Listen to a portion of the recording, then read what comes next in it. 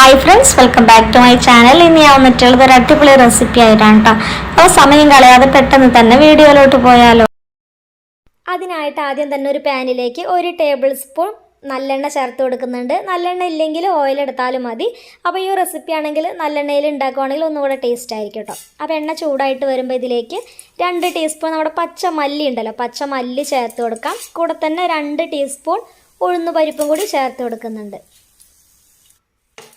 ഇനി ഇത് കരിഞ്ഞു പോവാതെ നല്ലൊരു ഗോൾഡൻ ബ്രൗൺ കളർ ആവുന്നത് വരെ നമുക്കിതൊന്ന് വഴറ്റി കൊടുക്കാം. കൂടെ തന്നെ ഇതിലേക്ക് ഉണക്കമുളക് ചേർത്ത് കൊടുക്കുന്നുണ്ട്.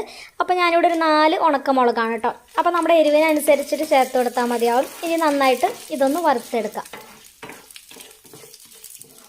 ഇപ്പോൾ ഇവിടത്തൊക്കെ കളറൊക്കെ ഒന്ന് മാറി നല്ലപോലെ തന്നെ ഒരു ഗോൾഡൻ ബ്രൗൺ കളറായിട്ട് വന്നിട്ടുണ്ട്. ഇനി ഇതിലേക്ക് ചെറിയൊരു കഷ്ണം ഇഞ്ചി എടുത്തിട്ടുണ്ട്, അത് ചേർത്ത് കൊടുക്കാം.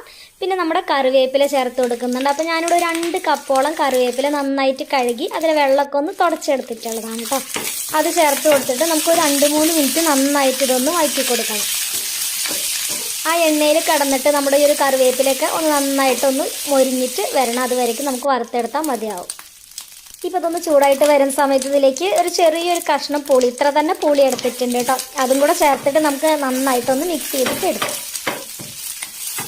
കറിവേപ്പിലൊക്കെ കഴിക്കുന്നത് നമുക്ക് നല്ലതല്ലേ. അപ്പം നമുക്ക് ഇതുപോലെ ഉണ്ടാക്കിയെടുക്കുവാണെങ്കിൽ നല്ല ടേസ്റ്റായിട്ട് ഉണ്ടാക്കിയെടുക്കാനും പറ്റും കേട്ടോ. ഇപ്പോൾ അതാ നല്ല പോലെ തന്നെ ഇതൊക്കെ ഒന്ന് ചൂടാറിയിട്ട് ഇതുപോലെ ഒന്ന് മൊരിഞ്ഞ് വന്നിട്ടുണ്ട്. ഇനി നമുക്ക് ഫ്ലെയിം ഓഫാക്കിയിട്ട് ഇത് ചൂടാറാനായിട്ട് മാറ്റി വയ്ക്കാം. ഇപ്പോൾ അതാ ഒരു 5 മിനിറ്റ് ആകുമ്പോഴത്തേന് തന്നെ നമ്മുടെ കറിവേപ്പിലൊക്കെ നല്ലപോലെ ചൂടാറി വന്നിട്ടുണ്ട്. ചൂടാറിയിട്ട് വരുന്ന സമയത്ത് മിക്സിയുടെ ഒരു ചെറിയ ജാർ എടുത്തിട്ടുണ്ട്. നമുക്ക് അതിലേക്ക് മുഴുവനായിട്ട് ഇത് ഇട്ട് കൊടുക്കാം.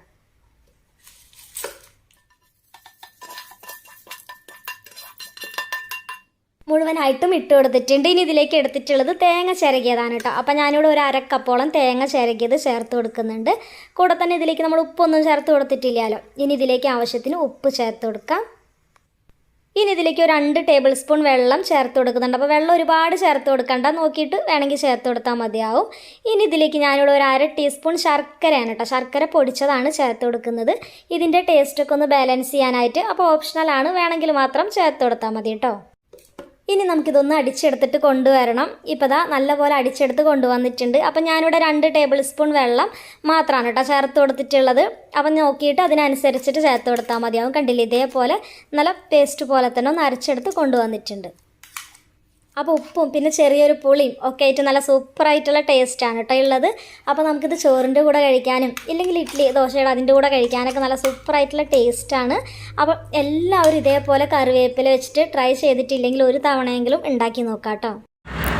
ഉണ്ടാക്കി നോക്കിയിട്ട് നിങ്ങളുടെ അഭിപ്രായം കമൻറ്റ് ചെയ്യണേ. പിന്നെ ഇഷ്ടമാവുകയാണെങ്കിൽ ലൈക്ക് ചെയ്യാനും സബ്സ്ക്രൈബ് ചെയ്യാനും സപ്പോർട്ട് ചെയ്യാനും മറക്കരുത് കേട്ടോ. അപ്പോൾ ഇനി നെക്സ്റ്റ് വീഡിയോ ആയിട്ട് വീണ്ടും കാണാം. താങ്ക്